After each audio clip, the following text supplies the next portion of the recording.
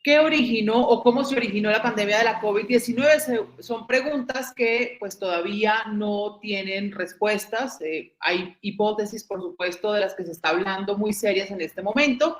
Y tenemos justamente al profesor científico Camilo Mora, que además es colombiano, es profesor de la Universidad de Hawái, es el profesor del Departamento de Geografía y Medio Ambiente y además participó de un estudio muy grande que se hizo, que además lideró la Universidad de Cambridge, con varios científicos a nivel mundial, recopilando información donde hay una evidencia quizá muy clara o de lo que se supone, pues, por qué o cómo se originó la pandemia de la COVID-19. Profesor, muchísimas gracias. Es un placer tenerlo aquí en mi canal de YouTube.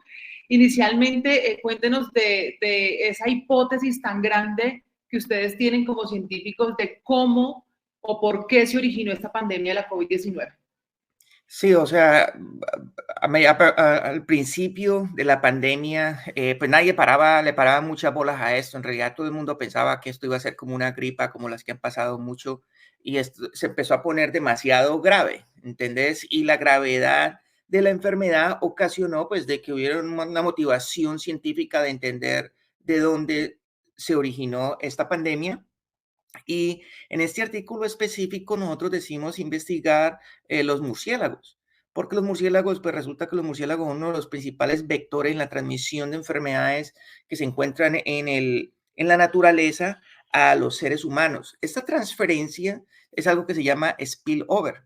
Y los murciélagos son muy famosos por causar estos spillovers en enfermedades. Y lo que decimos fue investigar si de pronto los murciélagos tenían algún efecto pudieron haber tenido algún efecto en este spillover.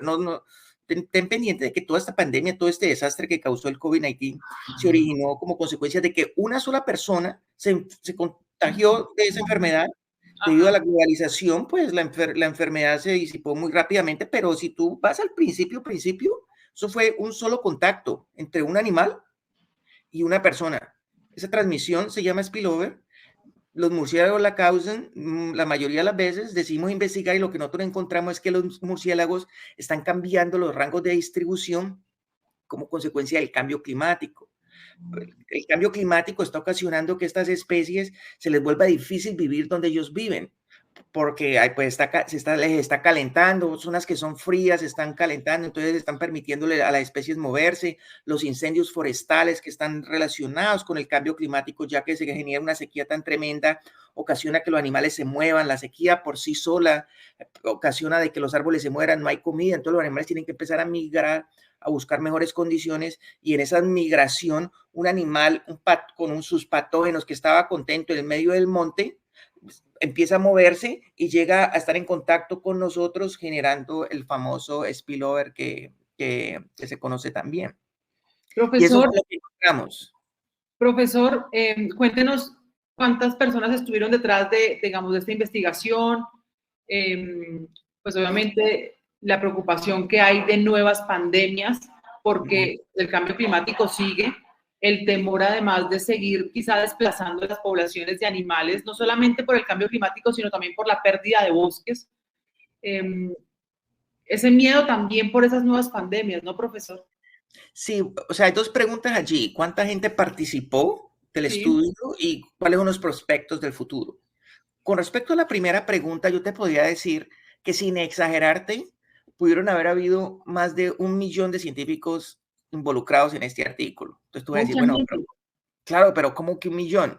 O sea, entonces lo que resulta es que a lo largo de la historia de los seres humanos, nosotros hemos estado colectando datos científicos de las posiciones de las especies. ¿Dónde están las especies? Hoy en día tenemos alrededor de casi 2 millones de especies recopiladas y cada especie tiene un individuo, o sea que si tú consideras que una persona que describe una especie es un científico, ya hay nomás hay fácilmente 2 millones de personas que se involucraron en estudiar las especies y identificar dónde están esas especies. Entonces eso genera unas bases de datos gigantescas y esas bases de datos están disponibles en el Internet y cualquier persona puede ir y cogerlas. Y básicamente lo que nos permiten esas bases de datos es descubrir dónde están las especies. Y si tú miras a lo largo del tiempo, es ver si esas especies están moviendo. ¿Ves? Entonces, uno tiene que darle crédito a esos científicos que colectaron esos datos. Están los científicos que colectan los datos atmosféricos y están los científicos que analizan datos, que es lo que nosotros hacemos. Entonces, con respecto a esa pregunta de cuántas personas participaron en esto, estamos hablando de miles de personas que han estado colectando los datos que Hace permiten muchos años. posibles. ¿Ah? Y hace muchos años colectando estos datos. Cuando nosotros analizamos las bases biogeográficas, el primer dato empezó hace 300 años, para darte Ah, una idea de qué tan viejo son esas bases de datos que están siendo colectadas.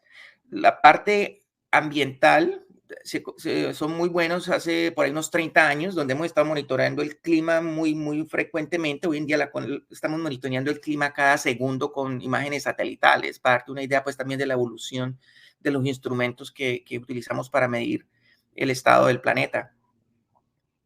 Ahora sí, el miedo por nuevas pandemias. ¿Qué tan probable es que tengamos nuevas pandemias en un corto, mediano, largo plazo? No, eso es una bomba. Esa fue la segunda pregunta que nosotros decidimos investigar a partir del inicio de la pandemia, y este fue estudiar, bueno, esta vaina qué tan difícil, qué tan fea se va a poner en el futuro, o sea, qué es lo que tenemos allí. Y te voy a dar unos resultados de un estudio posterior que publicado también en la revista Nature Climate Change, que también estuvo en los 10 artículos más influenciales del 2023. Decidimos investigar todas las enfermedades que han afectado a los seres humanos, todas, no dejamos ninguna sin estudiar, todas, desde el Imperio Romano, estudiamos todas las especies que han afectado a los seres humanos documentados desde el Imperio Romano hasta el COVID-19. Y a cada una de esas enfermedades miramos si han habido alguna evidencia de que los cambios climáticos han afectado esas especies. Y lo que encontramos es que casi el 60% de esas especies que sabemos que nos afectan a nosotros han sido en algún momento afectadas por el cambio climático. Esa es la vulnerabilidad hoy en día a la que nos encontramos nosotros los seres humanos con estos efectos del cambio climático, donde el 60% de las especies que nos pueden afectar, causar enfermedades en nosotros, pueden ser vulnerables a estos cambios climáticos. Adiciona a eso el hecho de que nos le estamos metiendo al rancho a estos animales, literalmente destruyendo las selvas, donde patógenos y especies que estaban tranquilas por allá, ahorita nos estamos metiendo allá, incrementando esos contactos. Y un factor que es el más peligroso, en mi opinión, cuando nosotros estuvimos haciendo estos estudios, es el hecho de que a lo largo de la historia del planeta, no estamos hablando de la historia de la humanidad, estamos hablando de la historia del planeta. Animales se han muerto de enfermedades. Ellos cuando se mueren son cubiertos por nieve. Pasa otro año, más animales se mueren, se cubren por nieve, se mueren, pues los humanos aparecieron, se mueren, caen por nieve. Entonces hay como ¿qué te diría? Como una torta en los hemisferios, en los polos, donde esa nieve lo que ha hecho es cubrir muchos animales y muchos seres humanos que se han muerto a lo largo de la historia del planeta y se han quedado congelados en el tiempo. Entonces, con este descongelamiento, estos animales se empiezan a descubrir, y si son bacterias principalmente, los virus pues quizá no tanto, estos animales empiezan a ser descubiertos, y básicamente existe la posibilidad de que muchas de estas enfermedades a las cuales los seres humanos nunca han sido expuestas empiecen a salir. Y entonces nosotros encontramos alguna evidencia de que esto ya está ocurriendo. Básicamente apagamos el congelador del planeta, básicamente con esto del cambio climático. Y lo que está ocurriendo de nuevo es todas estas especies que están congeladas en el tiempo, están siendo descongeladas, y algunas de ellas están saliendo. Eso es lo más peligroso, en mi opinión, en combinación pues con las enfermedades tropicales, que son enfermedades que están tranquilas por allá y donde los seres humanos están metidos haciendo cosas que no deben. En ese tipo de cosas que nos acaba de explicar con estos animales y demás seres vivos que digamos que se están descongelando con todo esto del cambio climático, ¿qué enfermedades cree usted que pueden aparecer? O sea, para dimensionar un poco como esta problemática o quizá esta incertidumbre que tenemos con el cambio climático versus las nuevas enfermedades. Sí, o sea, todas las enfermedades son posibles. Nosotros analizamos alrededor de 5 grupos que son patógenos para los seres humanos: los virus, las bacterias, los protozoas los cromistas, incluso hasta las plantas están generando ya algunos problemas para nosotros. Y en cada uno de esos grupos nosotros encontramos especies que, que se pueden causar problemas a la humanidad. Mire, te doy un ejemplo para que tú te imagines, pues, cómo estos cambios climáticos están generando unos problemas tan serios de salud. Entonces, por ejemplo, un ejemplo es la gonorrea. La gonorrea es una Ujú. enfermedad sexual de transmisión sexual y bueno, y resulta que encontramos evidencia de que se está transmitiendo por el cambio climático en algunas partes. Y tú dices, pero ¿cómo que esto es una exageración ahí? Como que la gonorrea es una transmisión sexual ocasionada, afectada por el cambio climático. Entonces, te voy a dar ejemplos de dos mecanismos que encontramos a través de los cuales el cambio climático está afectando la transmisión de enfermedades sexuales. Una es la sequía. La Ok. sequía. Imagínate tú la sequía que es que causando una enfermedad de transmisión sexual. Entonces, en África encontramos muchos ejemplos donde la gente tiene su ganadería y tienen que llevar sus animales a, a buscar lugares donde haya agua, ¿entiende? Y como resultado, la salubridad humana empieza a reducir. O sea, cuando hay una media y una sequía, tú no, lo último que tienes que hacer es bañarte, no te puedes duchar, no te puedes más gastar el agua. Y lo que se encontró es que mucha gente con esta falta de salubridad como causa de la sequía se tocan los ojos y generan una enfermedad que se llama tracoma, que es la transmisión de nuevo de unas enfermedades de transmisión sexual. Y como te digo, todo transmitido a través de simplemente un microorganismo que se transmitió más fácilmente como consecuencia de la falta de salubridad en casos de sequía. El otro caso que encontramos, que ese fue sí más miedoso, Ujú. fue unos casos donde los huracanes se están volviendo mucho más fuertes como resultado de que se les está adicionando más agua cuando con este calentamiento el agua de los océanos se está evaporando. Básicamente estos huracanes están, los mismos huracanes que han ocurrido todo el tiempo, ahorita cargan mucho más agua y como resultado de eso pues causan mucha más velocidad, entonces están volviéndose mucho más fuertes, Sí. generando mucha más agua y eso está ocasionando pues que tengan unos impactos más serios en las zonas terrestres. Entonces encontramos algunos casos en Estados Unidos y en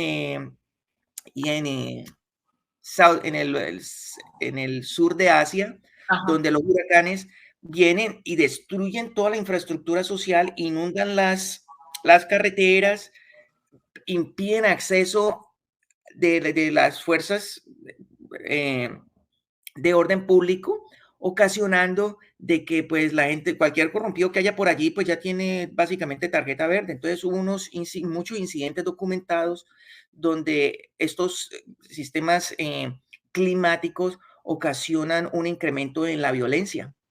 ¿Entendés? Como resultado de que cualquier loco que esté por ahí, ahorita no tiene la policía no puede llegar, la gente vuelve más vulnerable y se encontraron varios incidentes, no solo de violencias y de criminalidad, sino también de infecciones de transmisión sexual y violaciones, como te digo, todo relacionado con el hecho de que hubo un mecanismo climático que fue tan severo en la sociedad humana que ocasionó que cosas que uno nunca se piensa pueden ser afectadas por el cambio climático, tienen ya una conexión bien establecida.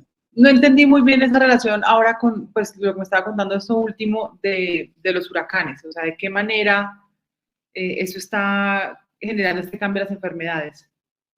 O sea, por ejemplo, te doy un ejemplo que es concreto. En alguna de estas islas en el Pacífico les tocó soltar los presos, ¿entendés? Porque si Sí. no lo soltaban, la gente, pues estoy hablando de la gente que estaba en la cárcel, si no lo soltaban, esa gente se iba a ahogar en medio del, de-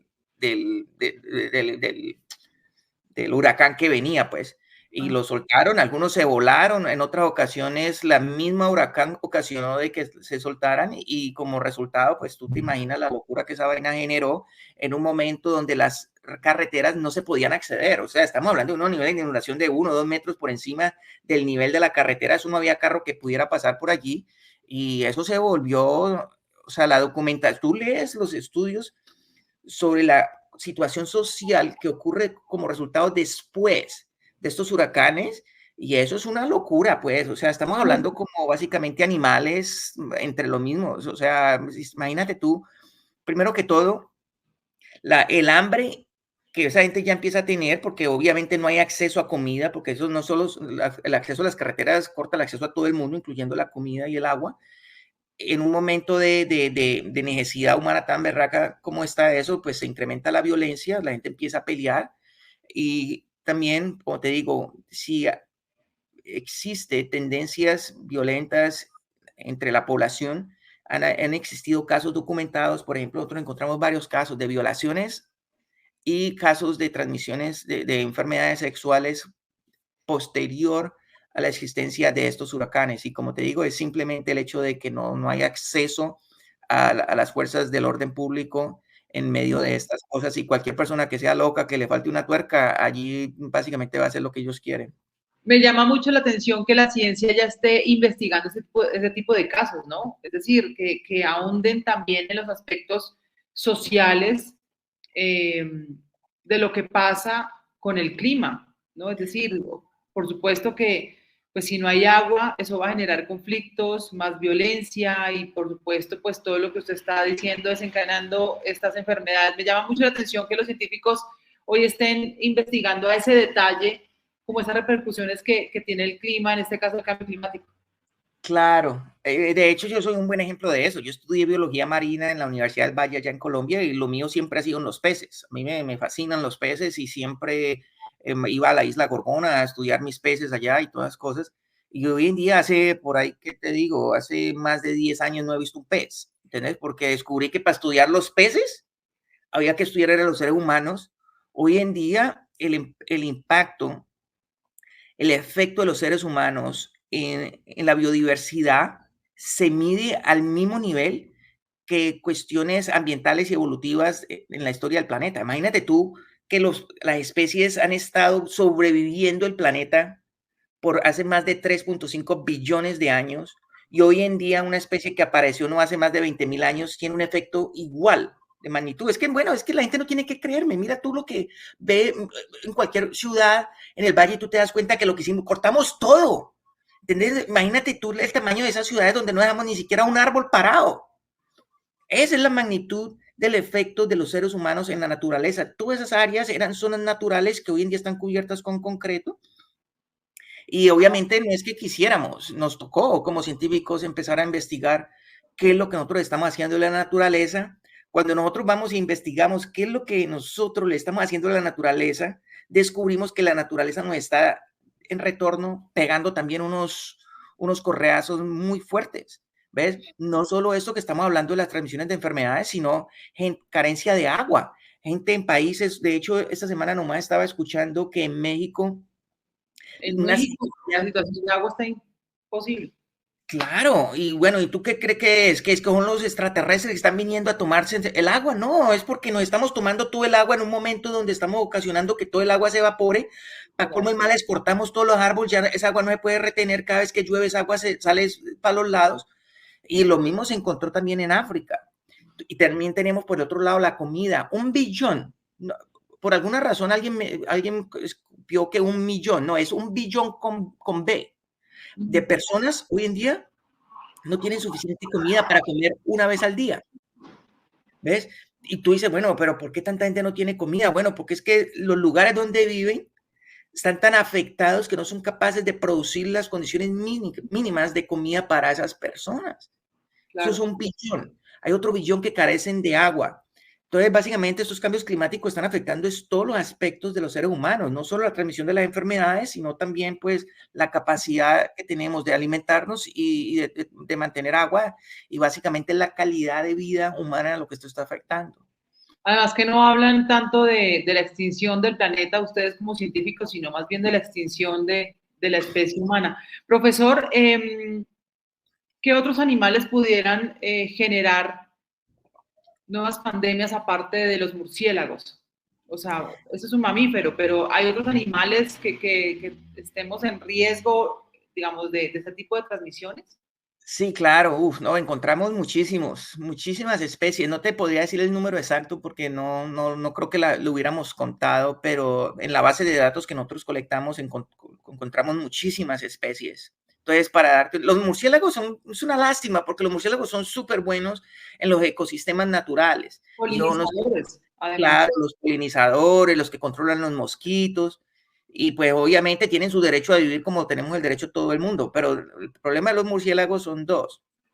Uno es que tiene una fisiología similar a los humanos, pues porque son mamíferos, y obviamente se vuelven unos hostings,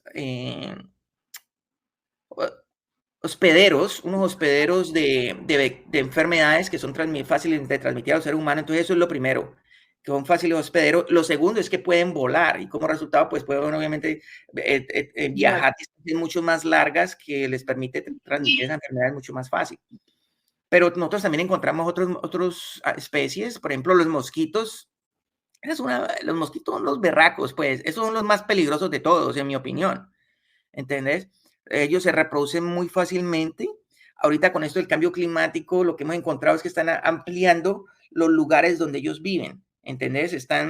Normalmente las zonas altas, de altas latitudes, son muy frías. Hoy en día se están calentando, entonces lo que nosotros estamos encontrando es que los mosquitos están expandiendo los rangos geográficos hacia el norte y en la parte de abajo, donde está muy frío, están expandiendo los rangos geográficos hacia el sur. Y ellos son unos vectores también muy tremendos. Los ratones y las ratas también fueron otros vectores que se encontró muy comúnmente. ¿Qué más te puedo decir? También que encontramos por allí, así curioso, en el océano encontramos unos bacterias que también muy peligrosas, transmitidas a través de peces. Okay. También encontramos unos casos de venados, no que tengamos venados en Colombia.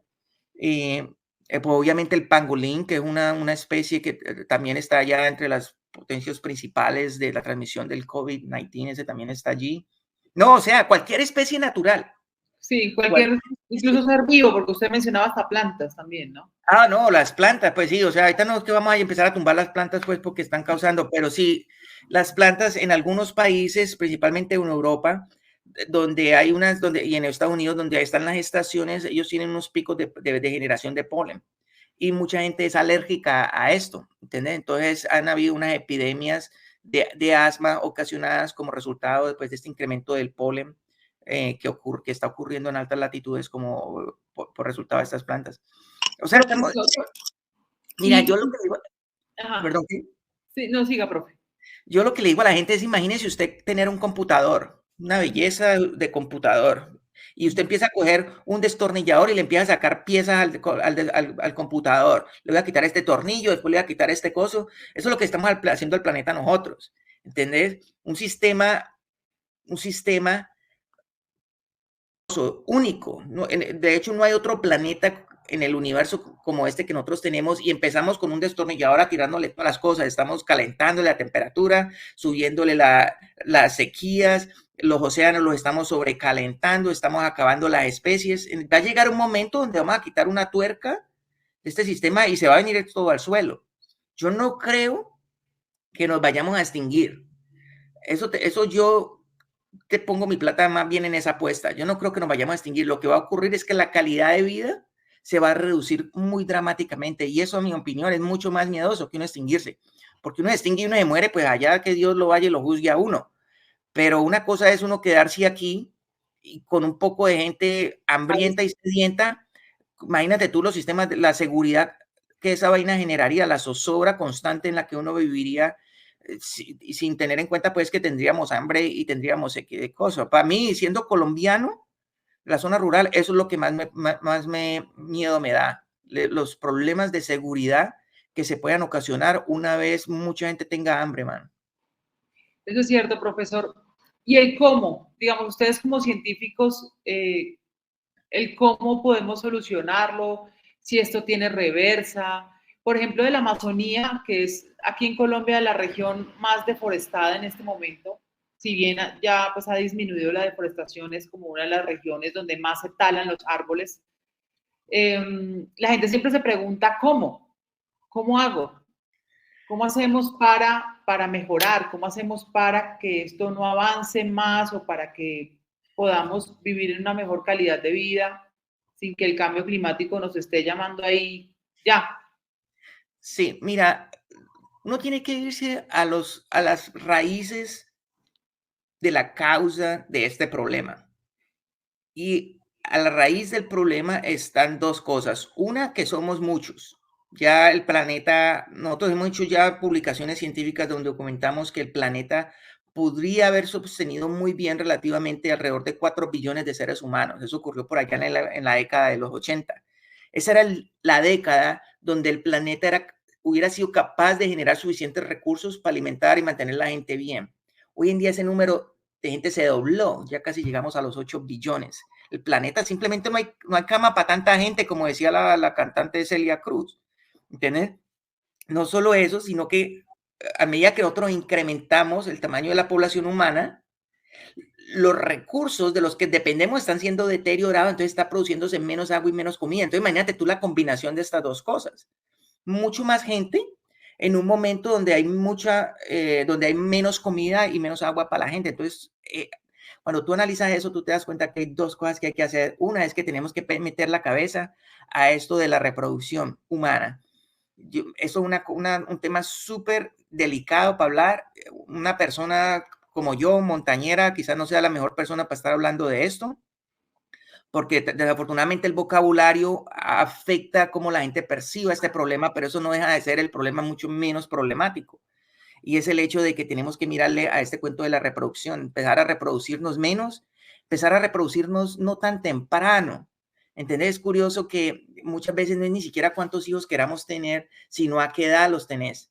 ¿Ves? O sea, cuando tú tienes hijos muy temprano, eso lo que ocasiona es que haya una cosa que se llama sobrelape de generaciones. ¿Ves? En la época antigua, tú en algún momento podías haber vivido en el mismo momento con tu mamá, con tu abuela y con tu tarabuela. Son 4 generaciones que se sobrelaparon y eso se ocasiona debido a que la reproducción ocurre muy temprano. ¿Ves? Si tú empiezas a tener hijos a los 15 años, para el momento que tengas 60 años, puedes ser bisabuela fácilmente.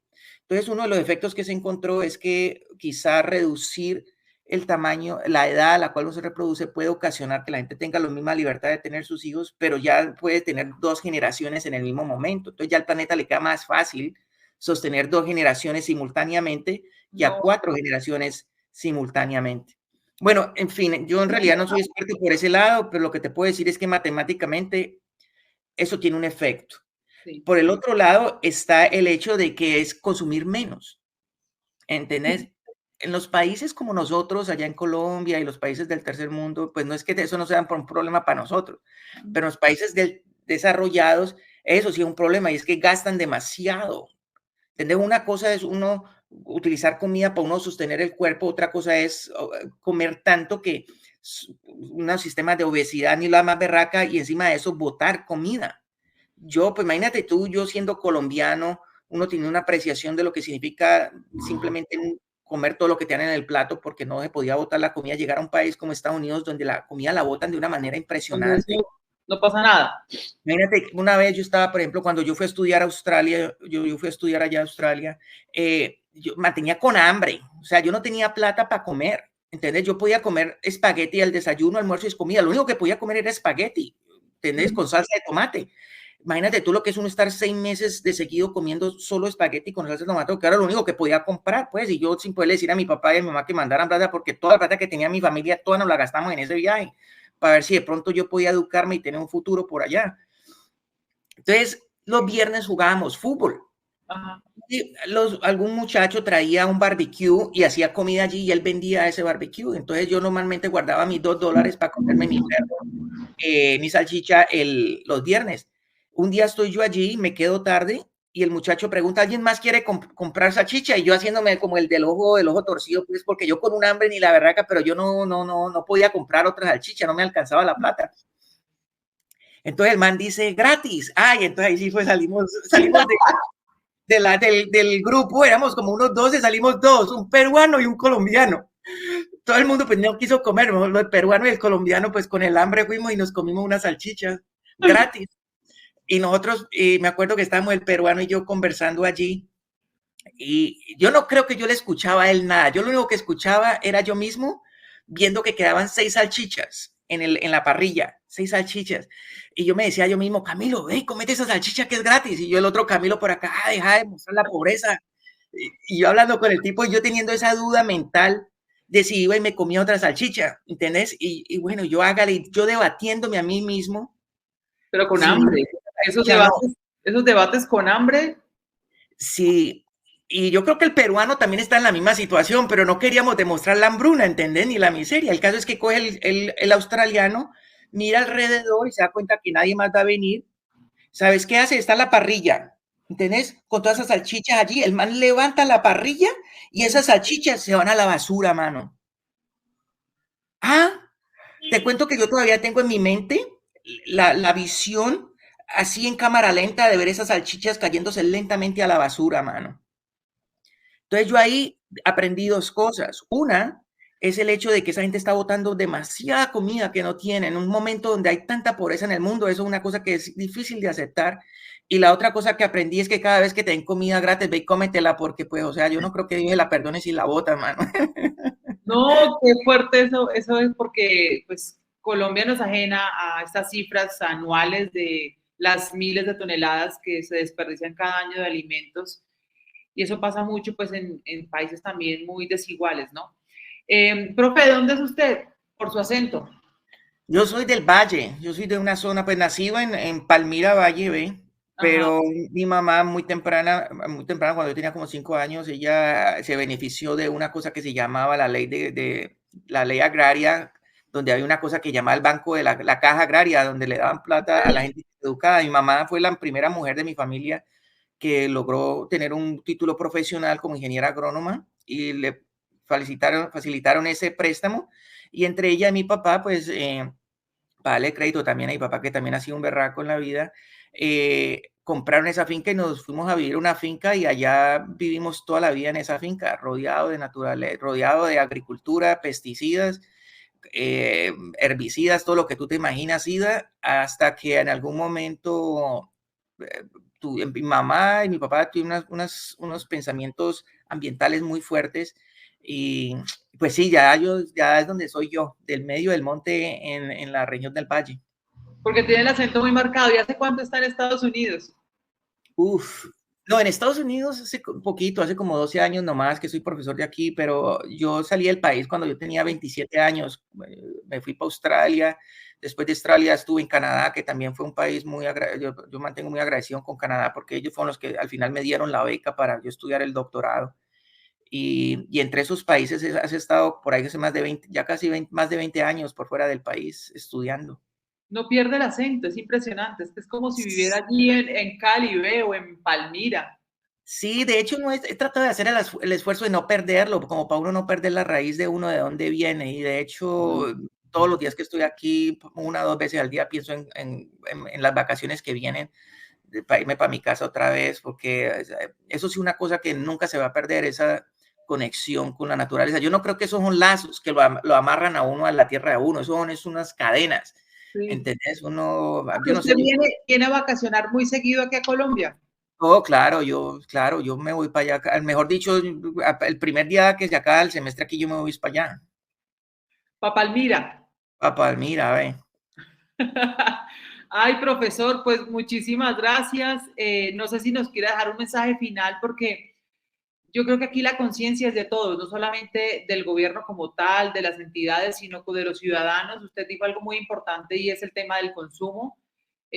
A veces, bueno, nosotros países en desarrollo todavía pues no tenemos como este consumo tan excesivo como si lo tienen países allí en Estados Unidos o alguno en Europa, pero pues la conciencia empieza siempre por donde tiene que empezar, es por el ciudadano también, ¿no? Sí, mira, yo en realidad para Colombia, si tuviera un mensaje, es, yo le pediría a Dios pues que nos diera la sabiduría para empezar a aprender a perdonar y aceptar las diferencias que tenemos, porque nosotros allá estamos muy desunidos, así como estamos desunidos aquí en Estados Unidos. Es una cuestión lamentable que las afiliaciones políticas están generando unos sistemas de enemistad tan tremendos. Y a mí eso me da una tristeza, ¿entendés? Porque la solución de cualquier problema en la vida, lo que sea, empieza es desde la unión. ¿Entendés? Tú no puedes resolver un problema cuando el mundo está jalando para otro, para todos, para diferentes lados. Y allá en el país, cualquier solución que haya, no la analizamos por qué tan buena es la solución, sino por cuál es tu afiliación política. ¿Ves? Entonces, eso es una cosa que tenemos que resolver por un lado y por el otro. ¿Entendés? ¿Cómo podemos romper eso? Sinceramente, no te puedo decir cómo podamos hacer, pero lo que sí te puedo hacer es que no vamos a poder resolver absolutamente nada si no dejamos esa peleadera que tenemos entre nosotros. Esa es mi opinión del problema que tenemos, no solo allá, sino acá en Estados Unidos también. Y si me preguntas cómo, no sé cómo, pero eso es la razón por la cual no podemos resolver nada. Además, porque esa desunión hace que neguemos la realidad, ¿no? Entonces, por estar tal vez casados con corrientes políticas, negamos, por ejemplo, el cambio climático. Claro, de hecho, eso ya lo han investigado mucho, ¿no? Eso se llama, esos son unos sesgos que existen donde empezamos a familiarizarnos con una ideología política y ya no es ni siquiera la idea, no es ni siquiera la idea. La idea puede ser la misma, pero tú puedes la misma idea y se la das a un personaje y el otro va a dudar la idea. Y si coges la misma idea y se la das al otro personaje, al otro grupo, ya al otro grupo no le va a gustar. O sea que no tiene nada que ver con las ideas. Todo esto tiene que ver es con estas ideologías que se empiezan a generar y se convierten en odios. Yo me quedo impresionado, amigos mismos, míos, y hasta las mismas familias. Hoy en día ya no se puede ni hablar de esto porque no, es que ya sabemos que no se pueden tocar esos temas. ¿Entendés? Entonces es difícil poder resolver un problema donde estamos en unas enemistades tan berracas. Y yo le sugeriría a ambos grupos, por ejemplo, allá en el país, por favor, pónganse la mano en el corazón, que en realidad todos aquí estamos detrás del mejoramiento de la vida, del planeta y de la casa para los hijos, mano. Y es curioso, pues, que un país tan hermoso, con una gente tan hermosa, porque es que uno no puede decir que la gente de un grupo sea mala comparada a los otros, porque somos los mismos colombianos, eso es lo más terrible de todo el cuento, ¿entendés? Todo el mundo tiene las mismas motivaciones de hacer el país mejor, pero sí tiene que empezar con la gente dejando esta bobada, estas peleas que mantenemos, man. Usted menciona lo de su familia, sus amigos, bueno, usted fue el científico que hace poco pues estuvo como en varios medios de comunicación, un poco pues sin tener ideología, diciendo el presidente Gustavo Petro tiene razón al decir que hay una relación entre el cambio climático y la aparición del COVID-19, ¿no? Le dieron mucho palo. No, pues uno como científico, uno lo único que tiene que hacer es decir los números. O sea, yo como científico, yo no tengo una afiliación política, yo como científico lo único que tengo que decirte fue lo que encontré. Y ya allí es de ver lo que la gente opina con respecto a eso. Y muchas de mis opiniones que he expresado ahorita es precisamente a través de leer algunos de los comentarios que surgieron a través de lo que ocurrió en Colombia, porque para serte sincero no tenía ni idea de qué era lo que estaba ocurriendo allá, ni que el presidente había mencionado uno de los artículos de nosotros. Yo lo único que hice fue comentar lo que nosotros descubrimos. La ciencia es transparente con respecto a eso y si a alguien no le gusta puede venir a investigarla y probarnos equivocados, pero sí me causó mucha curiosidad la polarización de las interpretaciones de lo que se dijo. ¿Entendés? Algunas personas cuestionando de si yo era hasta PhD por la forma como yo hablaba, como si el pobre no pudiera estudiar. ¿Entendés? Entonces me pareció unos comentarios muy degradantes que son lamentables y vienen, si tú pones ya, no olvídate lo que tú quieras sentir, si tú estás pensando en la solución de los problemas, tú te das cuenta que vienen no necesariamente de ellos que piensen de mí, sino del hecho de que por alguna razón no les cuadró que la ciencia no estuviera de acuerdo con ellos. Y como te digo, eso como que, o sea, aceptemos los números y más bien tratemos de quitarnos esa cuestión que tenemos en la cabeza, que es simplemente cuestiones políticas, hermano. No, y la ciencia es la ciencia, profesor. Profesor, pues muchísimas gracias por este espacio, por este tiempo que usted me brindó y seguimos, ojalá seguiremos conectados hablando de temas de medio ambiente, cambio climático, que además se le nota que le apasiona. Sí, claro, con mucho gusto, pues, o sea, obviamente eso está una de las cosas principales, que es poder transmitir lo que uno investiga. Entonces, por eso, muchísimas gracias. Muchísimas gracias. Bueno, el profesor Camilo Mora, PhD, profesor del Departamento de Geografía y Medio Ambiente de la Universidad de Hawái en Estados Unidos, participó en un estudio magno de la Universidad de Cambridge, donde hablan de la relación del cambio climático y la aparición del COVID-19.